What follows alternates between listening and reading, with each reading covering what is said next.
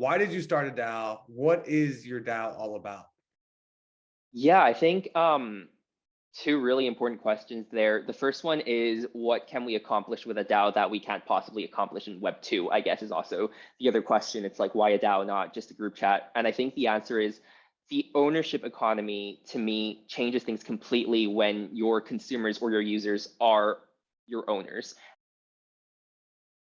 What the DAO is all about is essentially, anything consumer. So we really like the idea that customers can become more involved in brands, product code development. We're excited about the fact that culture and art can be weaved into a brand's narrative seamlessly because, if you're financing your new beverage brand with an art piece that really embodies your story and your culture, then that's apparent upon, before you even produce the drink, before you even have a website, you can have an NFT drop that embodies all of that. So I think there's a lot of interesting intersections and not enough market mapping out there that's happening. So founders, investors, marketers, everyone's on different pages. And what ends up happening is a lot of full-time VCs end up becoming part-time NFT flippers and just investing personally. So I think there's a lot of room for institutions to get involved, but before that, there needs to be clarity on where the space is actually going.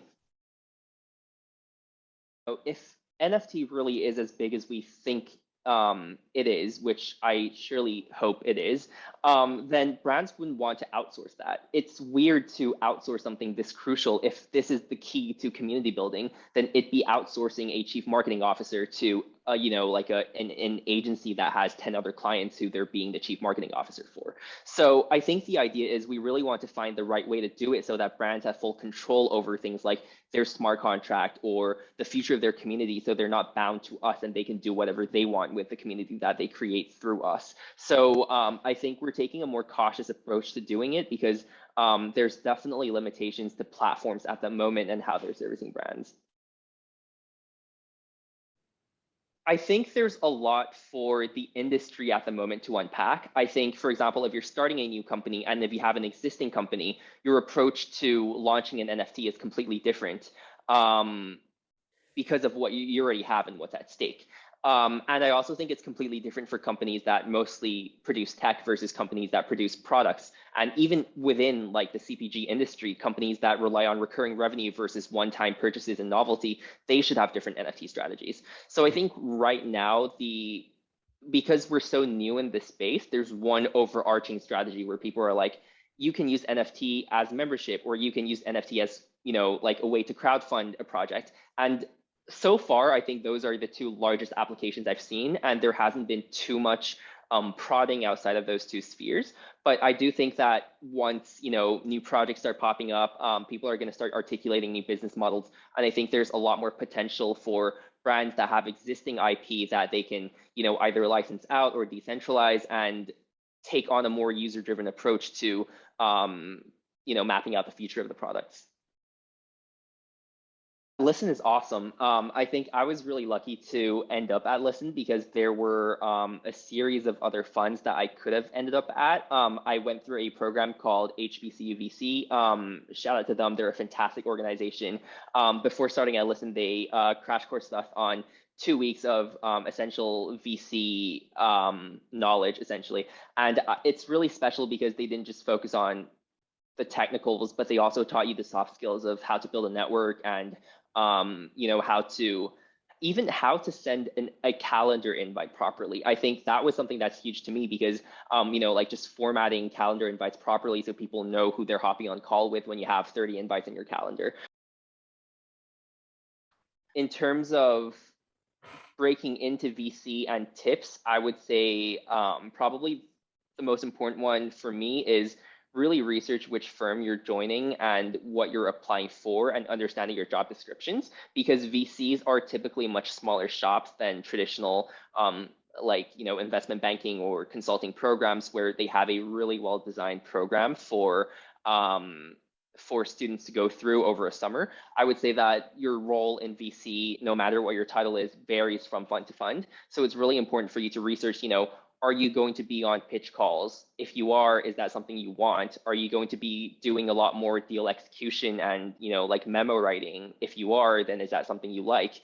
I would say also research the industry and look for a firm that operates in the industry that you really like. Because I think in retrospect, again, I was really lucky to end up at Listen, but if I were at a B2B fund, that would be a completely different experience for me in VC. And I think, potentially I might not even like VC as a career path because I find B2C so much more interesting.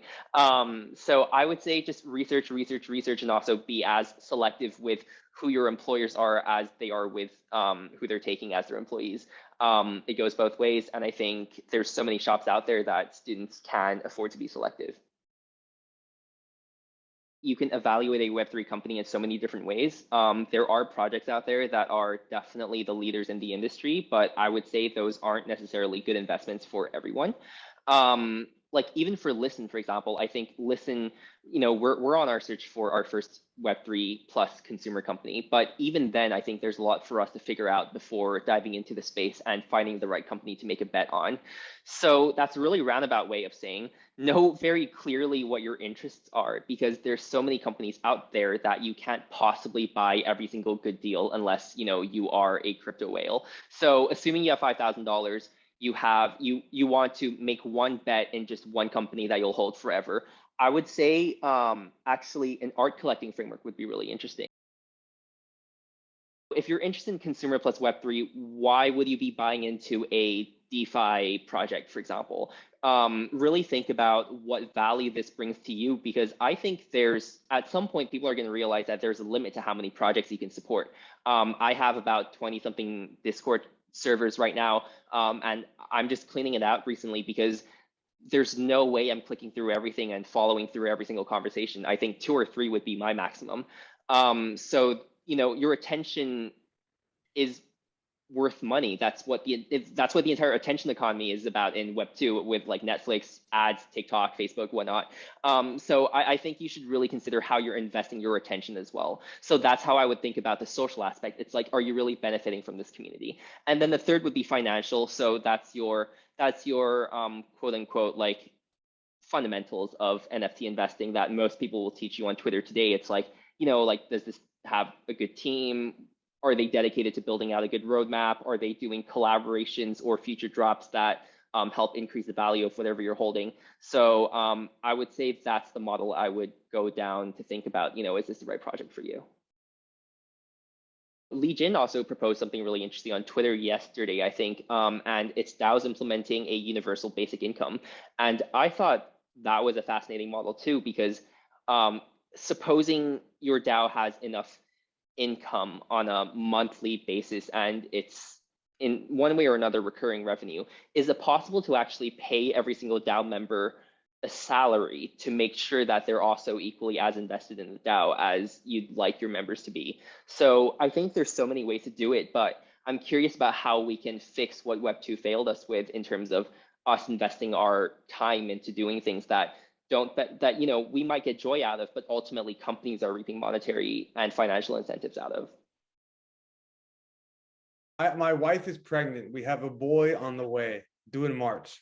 When my son is 29 years old, what world is he going to be living in? That's a really interesting question. I mean, you see so many takes about the internet and the metaverse right now, and it branches from everything that spans from, we're in a technology renaissance all the way to this is late capitalism and the world is falling apart. And my personal belief, and I really forgot who wrote this, but someone on Twitter said, the metaverse isn't a specific place, but it's a moment in time where the virtual world is more valuable than the physical world. And I think I really agree with that definition, because I think we've been undergoing that transition for a really, really long time. Your LinkedIn has been a proxy for your professional career for ages. Your Instagram is a proxy for your social experience and your memories. And I think that we're at this tipping point where, like real estate is more expensive on the metaverse than a lot of places in the US right now. So I think we're going to be reaching the point where we can reap tangible physical benefits from being in the metaverse. So I would foresee, some kind of a structure where outside of sleeping, which presumably has to happen in the physical world, unless someone is working on something that I'm not aware of. Please reach out. Your time in the real world will be spent between the metaverse and the physical world, and potentially there's a chance that you'll be spending more time in the metaverse than the physical world is my bet, because there's going to be so much that you just can't do, and you can just be so much more efficient in the metaverse. It makes me think of the movie The Matrix. Is China a communist country? Yeah, I mean, it's actually really hard to define what communism is, because I would argue that communism hasn't been around for that long. It's a theory that mostly emerged in like the 1900s, and then like shit went down, so it wasn't really like fully developed. But if we look at the history of Western civilization and the canon of Western political theory texts, that goes all the way back to ancient Greece. So it's harder to argue what exactly is communism, the way that you can clearly define what a republic is or what a democracy is. But I would say, like China has contributed. I mean, China self-proclaims to be pioneering a new communist theory. So by definition, you can't really argue against that unless you sort of take like a traditional Marxist lens and use Marx's theory on China. But then again, Marx didn't have as much time to develop his theory as the history of Western political theorists. So it's not fair to sort of take one, draft of what could be a completely different model of communism and using that as like the quote unquote purest form of communism. So I would say it's a tough question to answer because there isn't a clear definition, and China is technically pioneering communism. So by definition, yes, they are a communist country, and that's something we have to accept and shape new political theory around.